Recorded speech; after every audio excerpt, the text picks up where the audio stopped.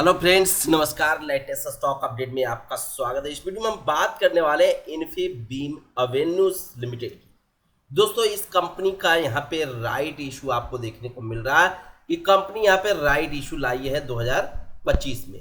Infibeam avenues की right issue है जो यहाँ पे 3 जुलाई को ओपन होगा, 11 जुलाई को यहाँ पे बंद हो जाएगा। तो बहुत कम समय के लिए यहाँ पे ओपन होने वाला है। दोस्तों, यहाँ पे इन्फीबीम एवेन्यूज बेसिकली करती क्या है कंपनी, इसके बारे में जानेंगे। साथ में कंपनी की में राइट इशू कैसे यहाँ पे अप्लाई करना है, अगर आपके पास होल्डिंग है तो उसके बारे में भी हम जानेंगे। यहाँ पे कंपनी एक तरह से देखें तो कॉर्पोरेट एक्शंस करती हुई नजर आ रही है, फंड जुटाती हुई नजर आ रही है, और इसमें कंपनी को यहाँ पे क्या फायदा मिलने वाला है, तो हर एक पॉइंट पे हम बात करने वाले हैं।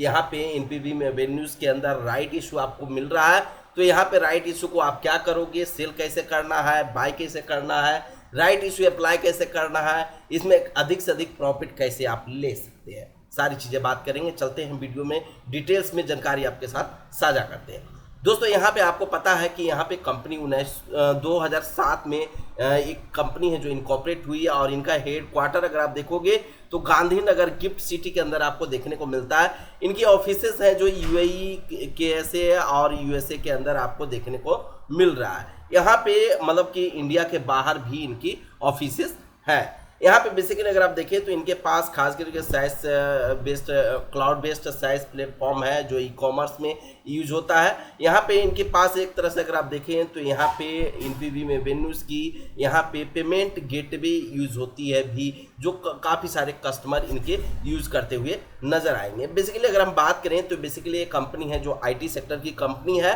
और यहाँ पे इसकी शेयर प्राइस 16 रुपया 76 पैसा मात्र देखने को मिल रहा है। इन्फीबीम एवेन्यूज की राइट इशू की अगर हम बात कर रहे हैं तो यहाँ पे जो आपको देखने को मिल रहे हैं नंबर, वो आप देख सकते हैं कि इनकी बेसिकली 3 जुलाई 2025 को यहाँ पे राइट इशू ओपन हो रहा है, 11 जुलाई 2025 को राइट इशू क्लोज हो जाएगा।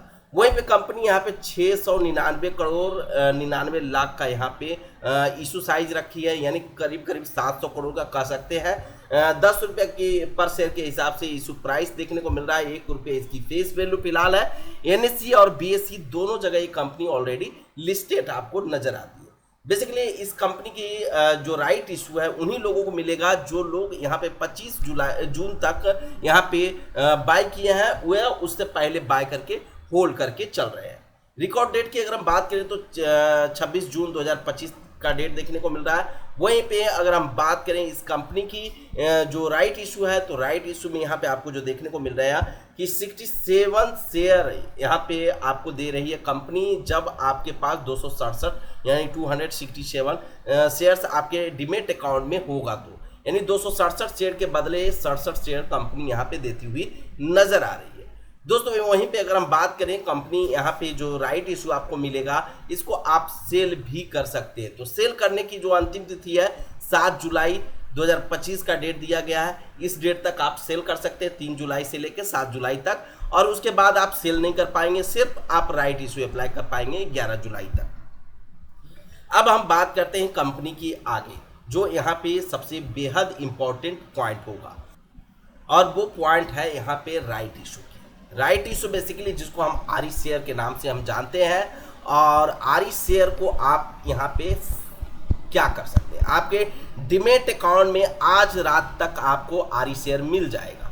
और आरी शेयर मिलेगा तो इसको क्या कर सकते हैं, आरी शेयर को आप सेल कर सकते हैं, आरी शेयर को आप बाय भी कर सकते हैं, और आरी शेयर को आप क्या कर सकते हैं, राइट इशू अप्लाई कर सकते हैं, राइट इशू अप्लाई कर सकते हैं।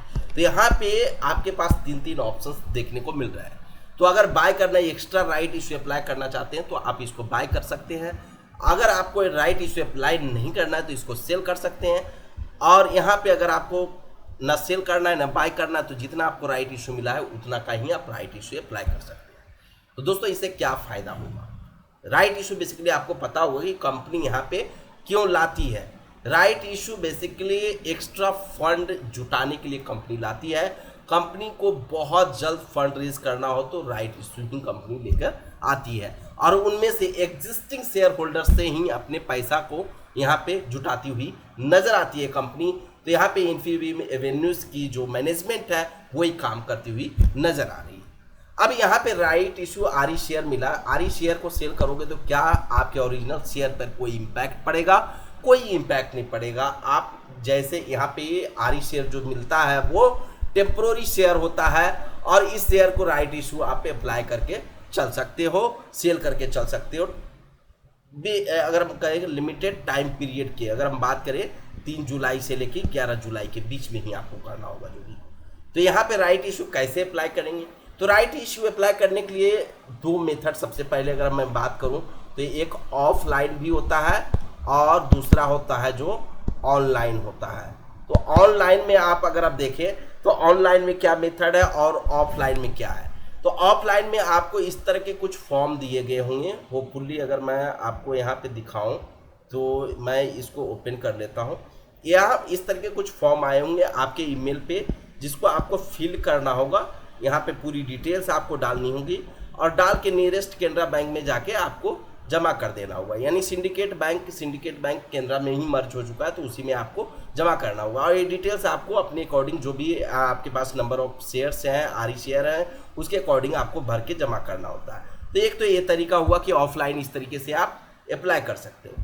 यहाँ पे इन्फीबीम एवेन्यूज़ की अगर हम बात करें तो यहाँ पे रजिस्ट्रार, यहाँ पे आपको देगा अलंकित असाइनमेंट्स लिमिटेड करके कंपनी को मिला है और इसी कंपनी के द्वारा भी आप राइट इशू अप्लाई कर सकते हैं। तो यहाँ पे ऑनलाइन में वो मेथड आता है बेसिकली। तो ऑनलाइन में अगर हम चलें तो ऑनलाइन में होता है जो एक आरटीए होता है जिसको रजिस्ट्रार ट्रांसफर एजेंट बोलते हैं और दूसरा होता है एएसबीए नेट बैंकिंग। तो एएसबीए नेट बैंकिंग में वो क्या होता है और आरटीए क्या होता है। रजिस्ट्रार ट्रांसफर जिसको हम ब्रोकर बोलते हैं उस तरीके से कह सकते हैं और इसके जरिए आप यहाँ पे राइट इशू अप्लाई करते हो। आरटीए में अगर आप देखोगे तो अलंकित है, अलंकित यहाँ पे अलंकित राइट इशू।